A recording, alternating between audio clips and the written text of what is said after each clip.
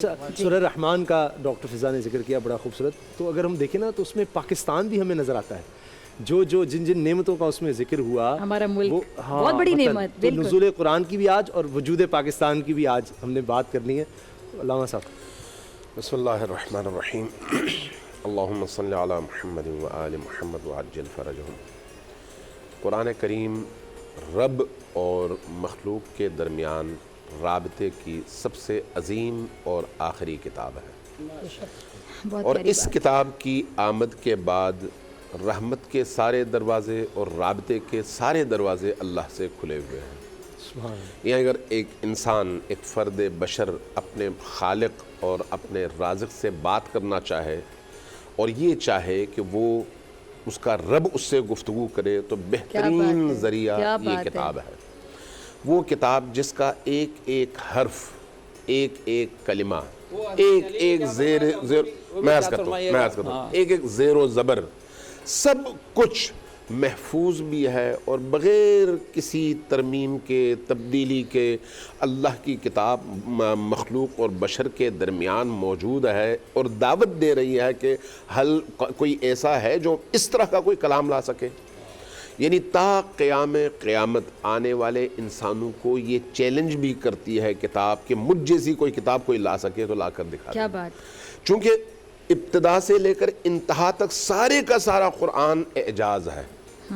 غیب کی خبروں کے حوالے سے بھی اعجاز ہے, معنویت اور تربیت کے حوالے سے بھی اعجاز ہے, ماضی کی اقوام کی داستانوں اور ان سے نکلنے والی عبرتوں کے حوالے سے بھی اعجاز ہے. قرآن کریم کا کوئی کام, کوئی حرف, کوئی آیت ایسی نہیں ہے جس سے انسان سیکھ نہ سکے.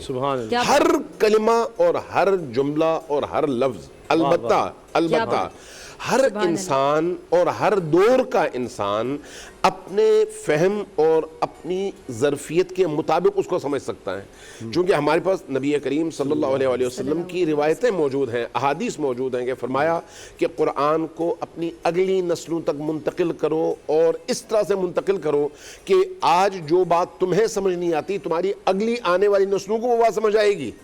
اور اس کے ضمن میں ائمہ اہل البیت نے ایک اس کی مثال خود سورۃ الاخلاص کی دی ہے. کہا کہ سورۃ الاخلاص جو ایک زمانے میں لوگ سمجھتے نہیں تھے, آج بہت بہتر طور پر آج کے اہل علم و دانش سمجھ سکتے ہیں, اور آنے والی نسلیں اس سے زیادہ سمجھیں گی. اس لیے کہ مولا علی کے فرمان کے مطابق قرآن کے ہر پرت کے پیچھے کئی پرتیں, اور بعض روایات میں 70 پرتیں ہیں. آپ اس کا ظاہر دیکھ رہے ہیں, وہ ظاہر ہٹائیں گے تو اس کے پیچھے 70 باطن ہیں, اور ان میں سے ہر باطن کے پیچھے پھر کئی بطون ہیں. تو اس لیے جو انسان جتنا اوپر کی جانب جائے گا اتنا زیادہ قرآن کو سمجھے گا. جو بالکل ظاہر بین ہوگا وہ صرف اس کی عبارتوں کو دیکھے گا, جس کو صرف تھوڑی سی عربی آتی ہوگی وہ صرف سطحی ترجمے پر اکتفا کرے گا اور گزر جائے گا. لیکن جب نبی کریم کی باری آئے گی, جب ان ہستیوں کی باری آئے گی جن کو اللہ نے منتخب کیا ہے, تو وہ پھر بطون قرآن سے بھی اسی طرح سے آگاہ ہوں گے جس طرح سے اللہ نے اس کو بھیجا ہے. تو اس لیے قرآن کریم وہ رسی ہے جس کے ذریعے سے ہر فرد بشر اپنے رب تک بغیر کسی گمراہی کے پہنچ سکتا ہے. لیکن یہ یاد رکھیے کہ قرآن صامت ہے, خاموش ہے, بولنے والا نہیں ہے. جب بولنے والا نہیں ہے تو پھر ہر شخص اپنی مرضی کے مطابق ڈھالنے کی کوشش کرتا ہے قرآن کو. لہٰذا نبی کریم نے, شیعہ سنی دونوں روایات اس پر متفق ہیں کہ نبی کریم نے فرمایا کہ انی تارکن فیکم الثقلین, میں تمہارے درمیان دو بھاری چیزیں چھوڑ کر جا رہا ہوں, کتاب اللہ و عطرتی, ایک اللہ کی کتاب اور دوسری میری عطرت.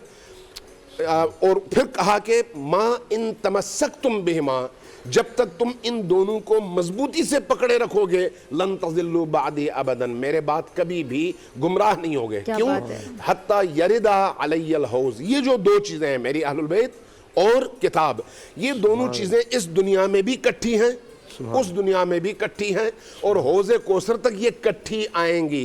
तो अहलुल बैत को अल्लाह के रसूल ने कुरान का सानी करार देकर ये बताया है कि कुरान में अगर कहीं पर कोई शख्स तब्दीली करना चाहे तो तुम्हें अहलुल बैत की तरफ रुजू करना है, देखना कि अहलुल बैत क्या कहते हैं। इसलिए कि कुरान के हमवज़न जिस नेमत को अल्लाह के हुक्म से रसूल ने बयान फरमाया वो कुरान के साथ साथ अहलुल बैत है।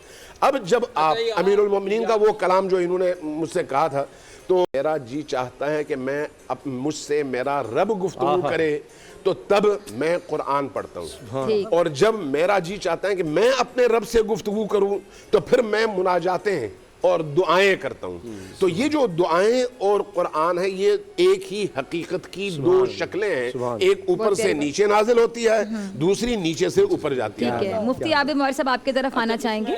दो बातें मुझे जो है ना ज़रा सा वो करनी है अल्लामा शहीदी साहब की। जो हदीस आपने पढ़ी वो हदीस भी है और उसमें ये भी है कि मैं तुम में दो चीज़ें सकलैन छोड़ के जाता हूँ, वो है किताब अल्लाह व सुन्नती, किताब अल्लाह व इतरती। तो लिहाजा सुन्नती का भी तज़किरा होना चाहिए, दोनों चीज़ें हैं। और हज़रत अली रज़ी अल्लाह तआला अन्हु का जो कौल मुझे याद है, मैं माफ़ी चाहता हूँ, वो उसमें है कि जब मैं अल्लाह से बात करना चाहता हूँ मैं नमाज़ पढ़ता हूँ, जब मैं चाहता हूँ अल्लाह मुझसे बात करे तो मैं कुरान पढ़ता हूँ। ठीक है, सुभान अल्लाह, सुभान अल्लाह। ए नूरे खुदा नूरे बसीरत की तलब है, रमजान का सदका तेरी रहमत की तलब है, मख्फी हैं इसी माह में रहमत के करीने, गर्दाब से निकले हुए बख्शिश के सफीने, गोया है तेरे इश्क में हम सब बराबर, मजलिस को तू गुलदस्ता फिरदौस बना दे, रिंदों को सनाए शहलौलाक पिला दे, तू शम्मे कलम को यदे बैज़ाई अता कर, बच्चों को तो इफ्तार में तस्नीम अता कर। रमजान मुबारक की खुसूसी नशरियात रमजान में बोल, सिर्फ बोल एंटरटेनमेंट पर। रमजान में बोल।